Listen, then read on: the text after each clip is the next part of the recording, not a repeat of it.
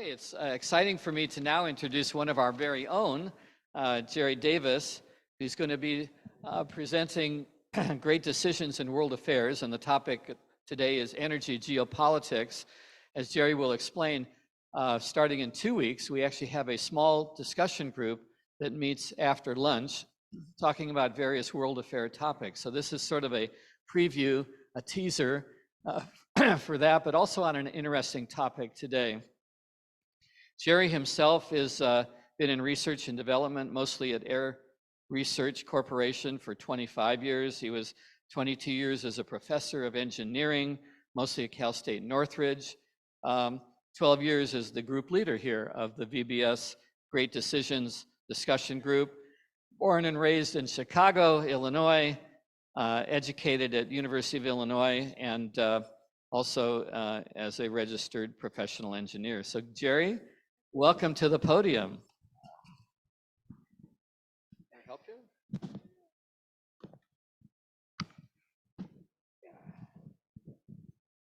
Thank you.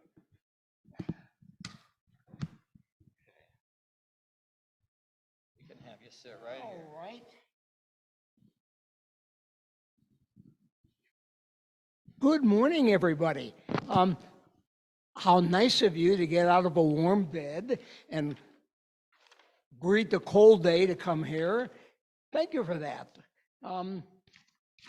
You're motivated by the wonderful presentations that the Hazak committee have put together, and they really are first rate. Joel Hyatt and his committee work really hard to do this, and it shows. It's a great season. As a part of Hazak, in the spring semester, every year, we offer a program called Great Decisions. And Great Decisions is a discussion group designed by the Foreign Policy Association, a think tank, which consists of 8 different topics of current concern overseas, and topics selected and written in October, November, so not always totally current, but mostly so. And the way it's presented is that people across the country, some 200 groups, meet to watch a short video and then to discuss the topics, and they're aided by a source book, which contains about 10 pages on each of the 8 topics. So if people are good, if our group are good, they read it, sometimes they don't, but we have good spirited discussions and we all learn a lot. So today, Joel has offered us the opportunity to present to the overall Hazak audience a preview into what we are, what Great Decisions is. What we are going to do is some of the people who were our participants last year will come and sit with me. We'll watch the video that we normally do, and then we'll do a discussion on a topic that was the first topic we did last year. This is because we didn't yet prepare for the new year. The first session of the new year will be 2 weeks from now in the 12:45 time slot. Okay, 12:45 for about an hour. So today what we're going to do is a repeat, but it's new to you, of the first topic, which to me was a very vital one in world affairs, and it's called energy security. It's hard to overemphasize the importance of energy in this world. The philosophers say love makes the world go round. Yes, but energy also makes the world go round. Without it, or with a limited supply of it, this world as we know it cannot exist.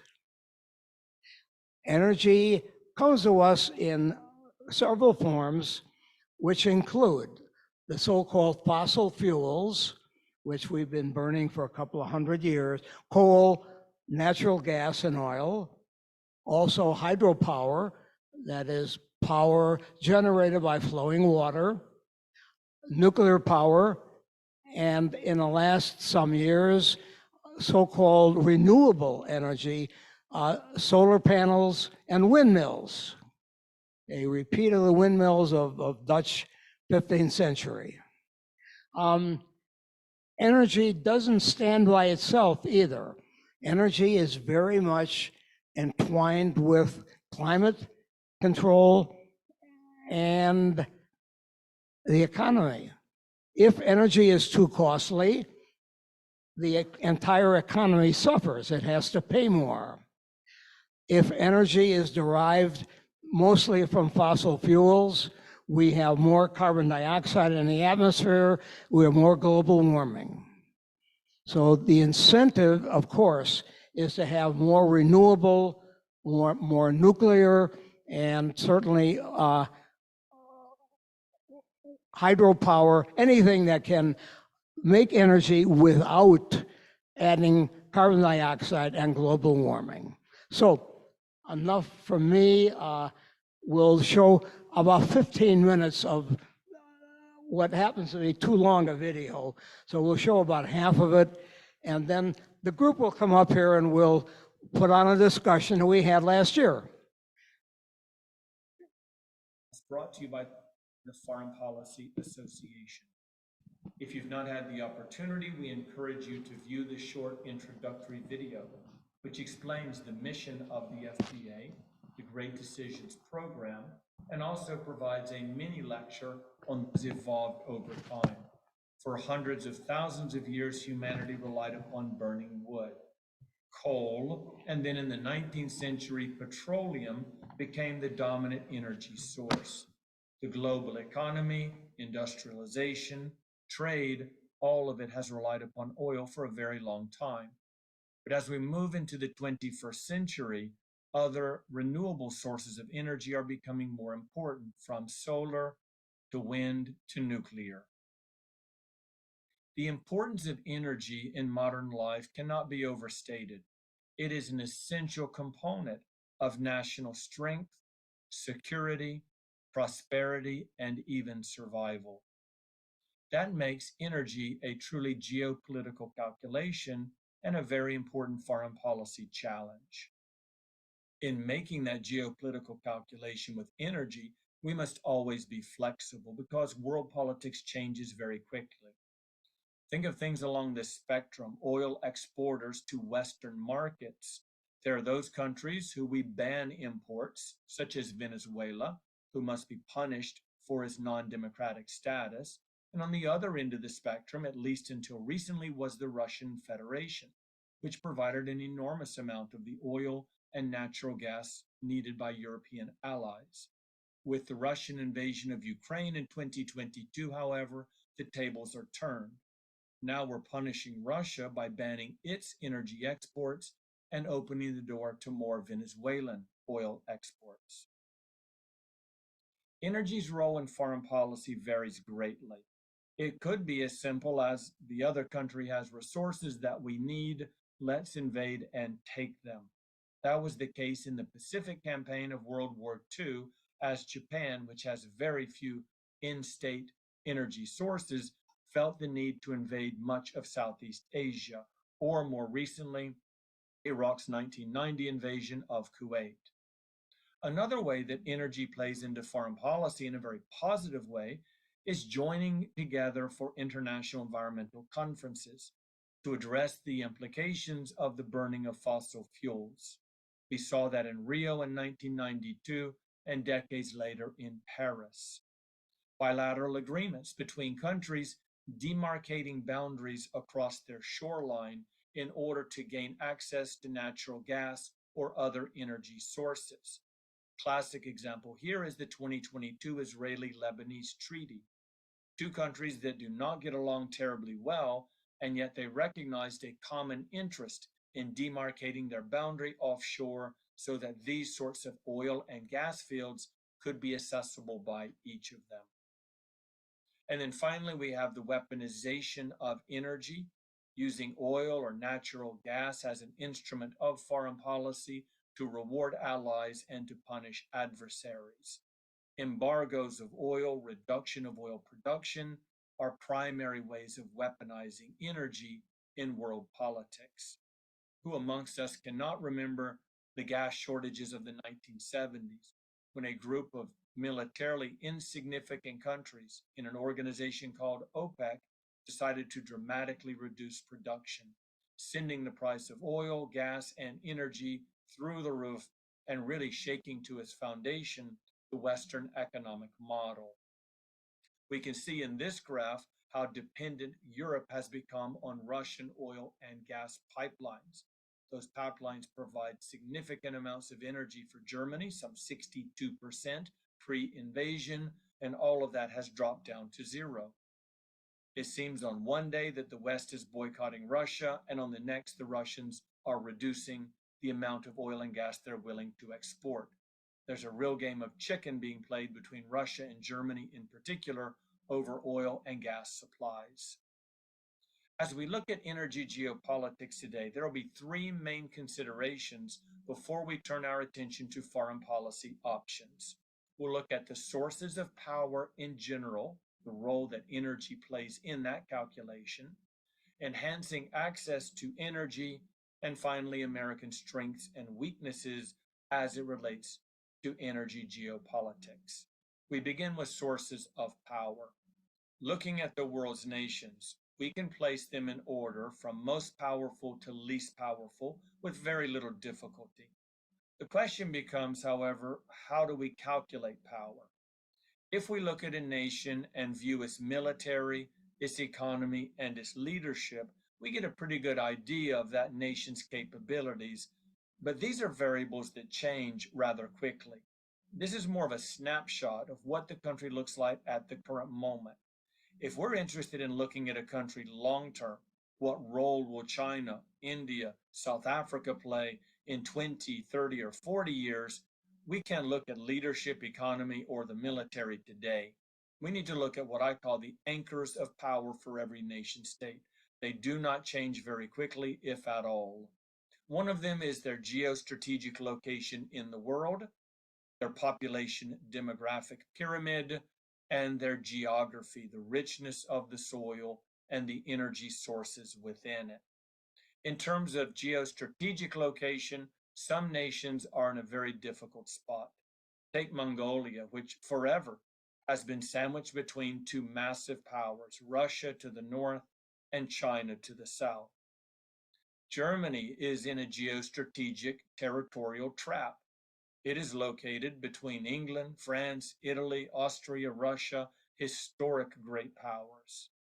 And then we have a nation such as Brazil, which really isn't very close to a major power. The closest one would be the United States, which, by the way, has an even more enviable geostrategic location as we are separated by oceans from the nearest great power. The second anchor of power is population, or the demographic pyramid of a nation.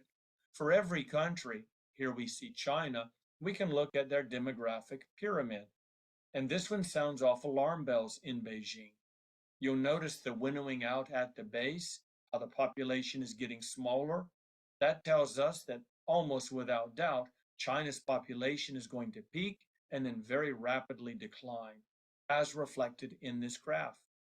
We see growth of China through 2025, a leveling into the 2040s, and in long term, a rather significant decline in the Chinese population. This is something that Beijing will have to take into account as it creates and executes both its domestic and international politics. And then finally, we have geography, which I've saved for last because that includes the energy question. For each country, we look at its geography. How rich is the soil? How large is the amount of resources under that soil? Is it able to provide food? How about the rivers? Are they long? Are they wide, navigable? Do they connect to important centers, population, or industry? We consider the forests, the lakes, the streams, the minerals, and of course the energy. Whether the nation state has natural gas or it has coal or, of course, petroleum is a very important element of its geographic richness, which is a critical part of a nation's power. Energy, of course, is today's great decisions topic. Just having the energy really doesn't solve the puzzle of being a great nation. If you look at this graph of oil reserves, Venezuela, Saudi Arabia, Iraq, Iran, these are not very impressive countries, yet they have amazing amounts of oil reserves. And then on the other end of the energy spectrum, a country like Japan, which is amazingly successful, wealthy, peaceful as a nation, and secure, and yet it has virtually no natural resources, energy or otherwise. So as we think about these anchors of power of any nation state, energy is part of geography, and geography is part of the larger calculation that makes a nation great or vulnerable to other nations and threats. We can grade the big three in terms of these three anchors of power. For the Russians, the grades that I assign are mediocre at best. The geostrategic location is weak because of the location of St. Petersburg, the flat plains of Ukraine and Belarus to the west, Caucasus Mountains, and then finally that long common border with China. The geography is rich, but it's very difficult to get to because of permafrost and infrastructure challenges, and the Russian population pyramid is an utter disaster. China is a little bit better on population, a little bit worse on geographic richness, but overall, China is not particularly impressive as we look at these three anchors. And then finally, there is the United States, which is truly blessed. Our geostrategic location is better than any other. The geographic richness of our nation and our population is increasing over time and projected to continue, not too fast, not too slowly, at a very nice, healthy clip. And that puts the U.S. in the enviable position of being the most powerful nation in the world today and very likely for the foreseeable future. Geographic richness, of course, that is part of the energy calculation. It's not just about how much energy you have, it's also about how much energy you need and you use on a daily basis. So we have the energy production of nations here, China, the United States, India at the very top of the pyramid. But in terms of energy use, the US is also very high on the chart. And what that means is that for the most of our existence, the United States has been an energy deficit nation. We consume or use more energy than we produce ourselves. And that means we have to rely upon other nations to both produce energy and to export it to our market. We have to overlook many of their domestic and international sins because we need their energy. It makes us vulnerable to global supply chain disruptions. And of course, we have to spend a great deal of money securing delivery routes around the world. It also puts a lot of pressure on us to attain the resources of other nation states. They need to be willing trade partners in the energy field in order for the United States to import the oil, the gas, the electricity that we need for our growing economy. We now turn our attention to enhancing access to energy. There are two basic ways to get energy. One is old school realpolitik, a conservative view of the world. We saw that with Japan in the 1930s. It's a matter of conquest. Stiff arming, strong arming, even invading a nation to ensure that its energy flows into your domestic market. And then we have the much more liberal point of view, which is that, well, just like Japan after World War II, you import the energy, you trade for it. You use your comparative advantage, producing commodities and services that the world needs. You sell those on the global market and use the profits to purchase goods, services, energy from other countries. So Germany and Japan both turned into trading nations after World War II and relied upon international trade for their energy sources. The United States has predominantly favored the liberal point of view when it comes to energy.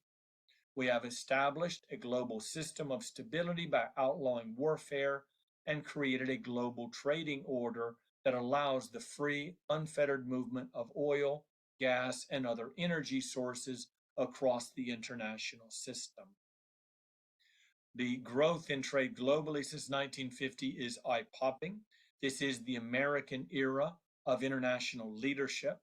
Because of our global economic system, the one that we built, we've managed, and we've underwritten, the international system is wealthier, healthier, more prosperous, and safer than at any time in human history.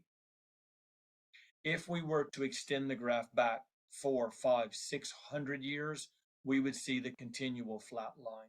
It's truly remarkable how the United States-led global economic system has grown since the 1950s. As we think about oil in particular, exports and imports, production and needs, this graph shows us how the United States production has skyrocketed in the second decade of the 21st century, and because of that, the green line, which is imports, has declined. We're now producing more energy than we need.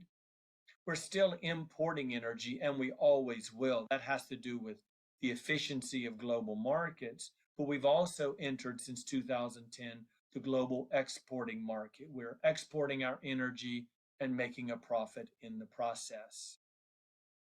We finally turn our attention to strengths and weaknesses relating to energy geopolitics. America's strengths are as follows. We have enormous influence over other countries, including those that produce oil and natural gas. We dominate the global sea lanes, spending enormous amounts of money to do so to secure them for the benefit of the international system. We do have the financial and physical capacity to significantly upgrade our energy infrastructure, something that the United States should truly focus on as our energy infrastructure is aging. And we also have remarkable domestic production potential. We have enormous amounts of gas and oil inside the United States, off our shores, and within our economic zones. Production of more energy means greater energy independence, more exports of energy, profits for the American economy. At the same time, there are significant weaknesses in the United States. We will always import energy from others, no matter how much we produce relative to how much we use. Just the nature of the trading system means we will import a great deal of energy, much of it refined in the form of gasoline. Our allies are much more vulnerable than is the United States. And if they are our allies, it means we have vested interest in their well-being. We have a responsibility and a self-interest to help them secure their energy sources. Our aging energy infrastructure, referenced earlier, vulnerable to cyber attacks and global supply chain disruptions. This graph shows us the cost in annual business losses related to grid problems. When our electrical grid goes down or is simply disrupted, the costs mount very quickly for major economies like California, Texas, Illinois, New York, and Florida. China is a meaningful challenger to the United States as it relates to our energy infrastructure. We believe that the Chinese have the capacity to cripple our power grid should they decide to do so. It, of course, doesn't mean they will, because the American counterattack will be overwhelming. Whether it is cyber or outright military, the U.S. has a number of weapons at its disposal to respond, but it does tell us there's a great degree of vulnerability for the U.S. There has been a movement of late to transition from fossil fuels into clean energy, renewable and non-fossil fuel sources of energy. This requires a great deal of investment. Our energy infrastructure is aging and needs to be updated. No one disagrees with that statement. And many argue that if we are going to update, why just patch it? Why not replace it with something that is more green related, that is more efficient, perhaps more productive, but also less reliant upon fossil fuels? Investment in infrastructure over the course of 3 years, 2018 to 2020, is reflected in this graph. If we are to reach by 2030 the national goal for emissions efficiency in our energy infrastructure, 2021's increase is only a drop in the bucket compared to the annual average that would be required. So I think it's pretty clear looking at this graph, we're not going to begin immediately to triple the amount of money that we put into our energy infrastructure. So that tells us we probably have to revise our goals, either extend 2030 as a target date out into the 2040s, or revise our goals to reach by the year 2030. We now turn to foreign policy options as it relates to energy geopolitics. In the brief introductory lecture, I introduced you to 4 foreign policy perspectives, each with varying degrees of support in the American public and the U.S. foreign policy establishment. We're going to look at energy geopolitics from the perspective of those 4 viewpoints. We begin with Realpolitik, or the conservative foreign policy approach, which believes that the United States, or any country, can only be truly safe and sound, strong as a nation, if it does not rely upon other countries for important or essential commodities. We must avoid dependency of foreign energy. We should control energy to the best of our ability from the source all the way to the point of sale. This was the case before 1973 and the OPEC oil shock. American companies, the Seven Sisters, controlled every aspect of oil exploration, exploitation, shipment, processing, marketing, and sales. That is no longer the case. So to have a goal to control all energy from the point of source to sale means we really need to focus on domestic production. It also views energy as a foreign policy tool. We can use it against other nations rather bluntly by blocking their energy exports, as we've done with Russia for the past year, or in a more refined way by rewarding certain countries for their foreign policy approaches. Energy for the realist is a high politics issue, meaning it is a front burner one of critical national security interest and should never be relegated to second-tier status. The liberals take a very different view of the world and America's place within it, and they begin by a focus on energy as a global need. All nation states need access to reliable energy sources. If the United States is self-reliant, that's a bonus. But the reality is our allies and our trading partners need energy for their economies to progress and to be successful. And as a trading nation, we're better off if other nations grow economically as well. It fuels global trade, and they also promote clean energy. So the liberals take a completely different view about energy as a geopolitical issue. It is for them, however, a dual-edged sword. They understand the need for energy and they promote it globally, but at the same time, the more energy that is produced and used, the more likely it is that our climate will continue to deteriorate.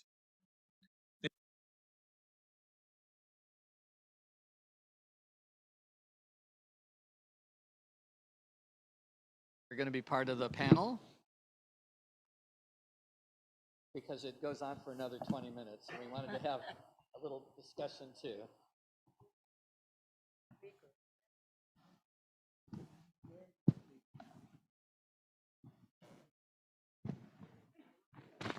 Who else is coming up? Alan?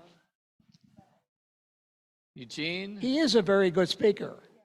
Yeah, he's the same speaker for the entire series this year. Same man. Who else was joining us? So, would the people who participated last year with us come on up here? Let's do a discussion.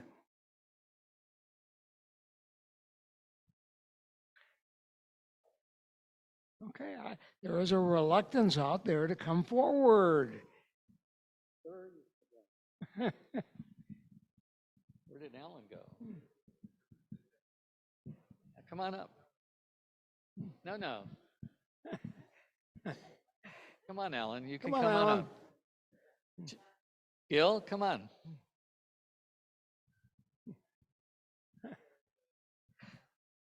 Thank you, Flurry. Thank you, Alan.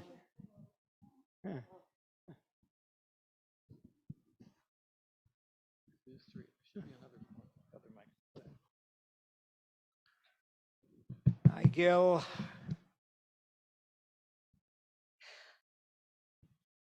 So let's pick up from the video. His emphasis in both the article in the source book and the video is energy security. That is, a nation needs not only to have a supply of energy, an adequate supply, but to be able to secure that in any circumstances happening within the world. That's not easy to achieve. For example, in the 1973 Israel war, both Israel and much of the rest of the world was cut off totally from OPEC oil, which caused the price of gasoline to come up, I think, by a factor of 4 or 5. We were paying enormous amounts of money in those dollars for the very same oil. Other happenings, war. In the event of war, there is no guarantee that a nation will have energy security unless they have their own supply of energy. Most nations do not.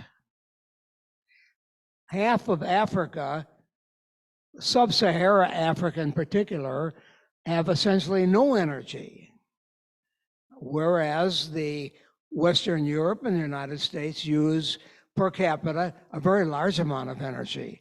It's very wide variations.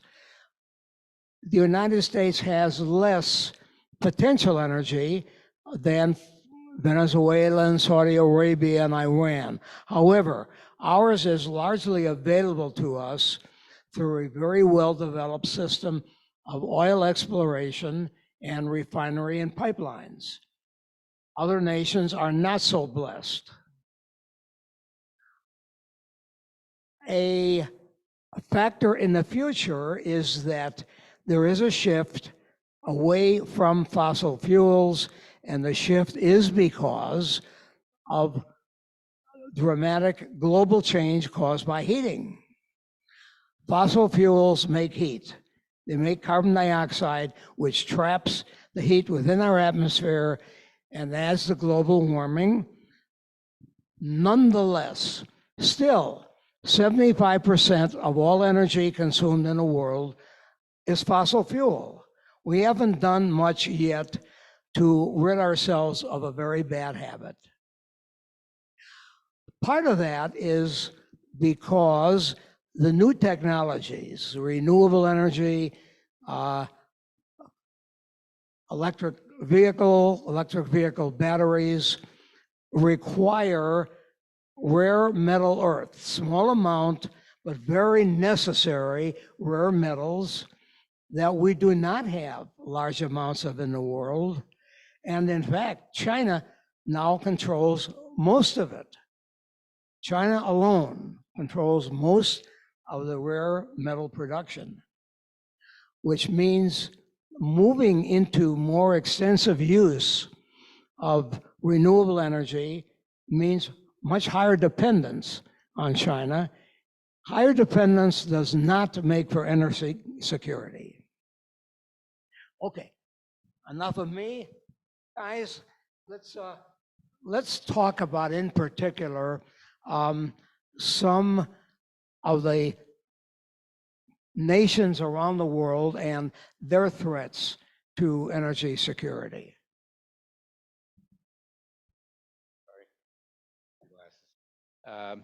I think obviously we just see what's happening with the Houthis, for example, in this war, and the Maersk shipping, and they have to go all around the Horn of Africa to get oil. That's very costly, and that's one issue. In our country, we have political concerns about oil production, not close enough, about oil production, versus clean energy, and writes about, you know, where we should go with that. You know, I think there's a lot of issues that make it a problem. Thank you.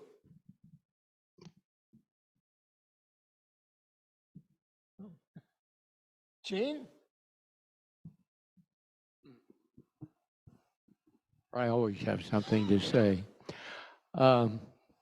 What's interesting, of course, is China does not have some of the raw material. They import the material from Africa, but they do have the only plant that can get the minerals out of the soil. So we're trying to build a production plant that can give us lithium and a few of the others. One thing, this is a personal thing. Let me ask, how many think we should never develop any atomic energy plants for power like we have? You mean you all agree we should develop more nuclear power plants? Raise your hand if you're against them. Oh, you're a chicken. All right. Let's look at the history, because what you presented is they have ignored nuclear power plants as a source of future energy. Personally, I disagree. 3 Mile Island, nobody got exposed to radiation at all. As a matter of fact, the plant is being used as a training facility for dealing with it. Chernobyl, stupid Russians never put a cover over their reactors. Sheer ignorance and cheapness, which is not acceptable in any other country in the world when they build nuclear power plants. Japan, they had a 40-foot tidal wave wall, and wouldn't you know, they had a 70-foot wave that flooded the low levels of the plant where they had their generators. Dumb effort. You don't put generators where they can be flooded out. So we have learned a tremendous number of lessons, and the only people that have died from energy exposure are the ones the Russians used to try and control their stupidity when they built Chernobyl. Yes. I'm sorry, I can't hear you. Thank you. For myself, when you asked for hands, I don't know enough. I only know to be frightened. And I think that is, you know, what these we don't know what the unexpected dangers are. We only know what's happened, and they're terrifying. So a lot of it is lack of education. I'm sorry, what was the point? I couldn't. Fear. I think the point. Fear of nuclear energy. What? About nuclear power. People are afraid to have nuclear energy because they're not well informed. You're absolutely right. You talk, the mere presence of nuclear energy scares people. By the way, Germany has restarted 3 of their nuclear power plants as a result of reducing imports from China on oil. Our country still gets 25% of our energy from nuclear power. And France at one time, I don't know where they are today, got 70% of their nuclear power. They've reduced it dramatically. Have they reduced it? Okay. By the way, we have developed as humans in a field of radiation that exists naturally on Earth. And if you want to double your exposure to radiation, move to Denver. They're at 5,000 feet. They get twice the background radiation as the rest of us in LA. So what started this is the fact that the whole concept of nuclear power has been ignored by what we see up on the board. And that's kind of a personal thing, but I think it's something to look at in the future, because there have been great developments in safety in nuclear power. Yeah.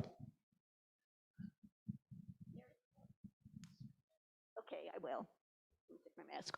So I saw a documentary, I don't remember on what station, about 3 Mile Island, in which there were people that were greatly affected, and some people did die from it, but they kept it quiet. I was living, at that time, my husband and I were living not that close to 3 Mile Island, but not that far away. And so it was a great concern. But I have personally been affected by a great deal of radiation. And I think that all the incidents that you spoke about, Chernobyl, 3 Mile Island, Japan, they all had to do with unforeseen accidents. And I think in order to increase nuclear plants, we would have to somehow be more realistic, including like Japan and like there's wars. Look how Russia is treating nuclear plants in Ukraine. And so I think that it's not just let's build it. We have to really consider what the thing is. And at Chernobyl, at 3 Mile Island, there were people that were highly affected detrimentally from it. Good comments. I think what we've learned in these discussion groups is there's never a perfect answer Yeah. to anything. It's always a trade-off of pros and cons and risks and benefits. And I mean, I would hate to be in a real policy making position because you're going to be wrong half the time, no matter what you do. The other risks are, what was pointed out with petroleum products, et cetera. We're so dependent on, there's oil spills, there's explosions, there's the blockage of trade. I mean, you need one little war in, Middle East and, it could disrupt the whole energy supplies for the world. So, how do you find the right balance of solutions? I think in my mind, it's sort of an investment approach. It's diversification. You don't put all your money in one bucket. You have petroleum, you have nuclear, you have, you have solar, you have wind, you have, you try to do everything. But again, how do you make the right decisions? I'm concerned about, we're increasing the use of batteries so much. What are the downsides of all these batteries you're trying to dispose of, let alone you can't even there's not enough lithium and cadmium in the world. If everybody went out and bought an electric car, we wouldn't be able to do it. So, when we get into these topics, it's really mind-boggling sometimes, how do you make decisions and what's the right decision? And you can imagine countries getting into a bind where they have to invade another country just to get oil, but we don't want to create an unstable international environment like that. So I'm rambling, but this is the interesting kinds of ideas that come up in these discussions that are triggered by, the professor who lectures us. I agree. It's very complicated. Thank you. And can you hear? Now you're in trouble. Closer the better. Now you're in trouble. Yeah, I agree that it's very complicated, and on an individual issue is when we start to talk about them, we find out how complicated they are, and particularly with regard to energy. And one of the things that we discussed that I recall last year and was, at least with regard to the environment and climate, becomes very complicated because what we do does not necessarily challenge what happens in Russia or China or other countries, and no one that I know of has put a percentage on how much they are contributing to the climate change, even if we continue to do everything that we want to do, and how much that would make a difference. Another thing that I was thinking about that came up, and this was by a guy who was obviously had some sales a sales pitch, as it turns out. But he did make a quite an interesting point, and that's how our mechanics have changed with regard to the dollar in the last 2 years. And as a result of the politics of that, in terms of Saudi Arabia using the US dollar to purchase purchase their fuel with the US dollar, that's changed under the present administration. And I don't want to get into the politics of that, but apparently this becomes a major issue because other countries have taken suit. And as a result of that, the US dollar is not being used to pay for oil and associated gas from Saudi Arabia and surrounding countries. And they are now using their own dollars to do this. And that has changed the mechanics apparently majorly. And I never heard anything about that. I don't know whether anybody knows about that, but I was very intrigued by that. Well, I think the dollar is still the #1 currency, but it's certainly becoming a less percentage of world currency than it used to be. And I know there's a lot of countries that would like it to be as little as possible. I just said that, sorry, that the dollar was the major currency of the world, and it's becoming a less percentage of it. And there are countries that feel that that's part of how we put pressure on countries like Russia and others is by the force of the dollar. And a lot of countries are trying to minimize the dollar, and it has become a lesser percentage, although it's still the most dominant currency. And the final issue is how does this relate to the cost of our buying gas and oil directly when we used to be able to just increase the number of dollars by just adding them up in the old days, and now we can't do that as well, and therefore the price of gas and oil continues to go up, not only because of inflation, but because of this. I'd never heard that before, and if anybody has any knowledge about that, I'd like to know, because I had not heard that as a public statement, that has anything to do with the cost of gas and oil and essentially energy. I thought oil prices were relatively stable at this point. I mean, around 100 or around $100 or something like that. About $80 at this moment, but it fluctuates. Yeah. As Joel pointed out, there are a number of options for energy production, and all of them have problems. Every one of them has problems. For example, we want more solar panels.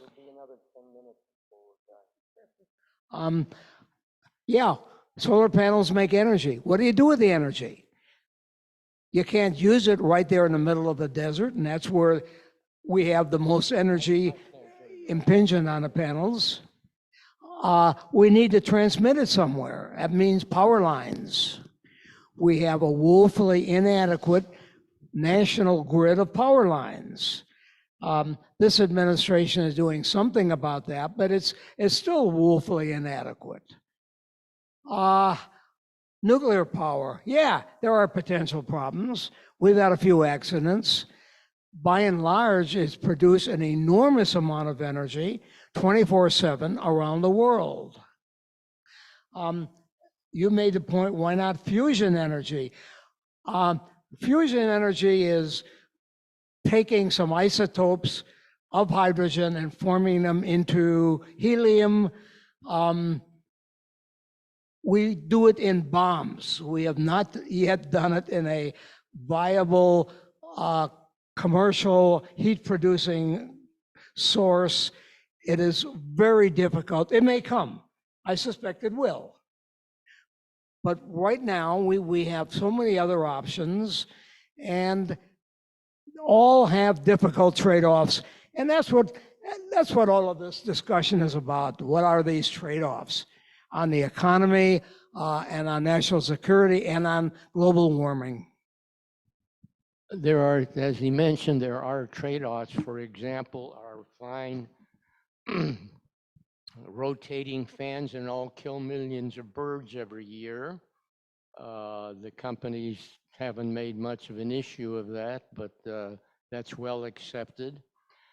Making the solar panels for your house calls for a tremendous amount of production that produces its own gases and all. So when we talk about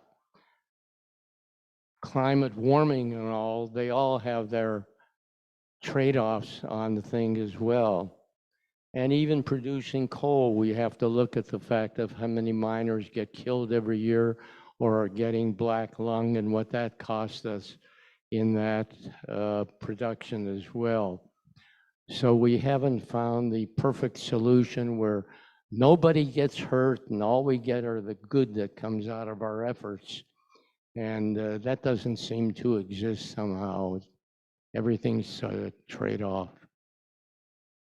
Just one minor point about fusion. There have been a couple of successful attempts at it where they've created more energy than they've used, but obviously that will be a future possible solution, but it's certainly not now.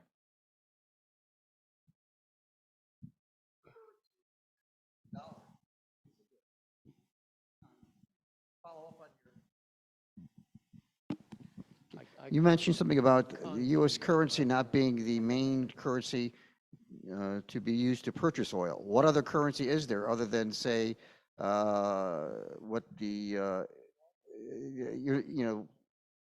the pound or maybe the euro is? I mean, the Russian ruble is worth shit. So, well, God bless them until. When do we need it? 3 minutes. All right, we're down to the wrap-up. No, it's 12. My boss says 3 minutes. Yeah.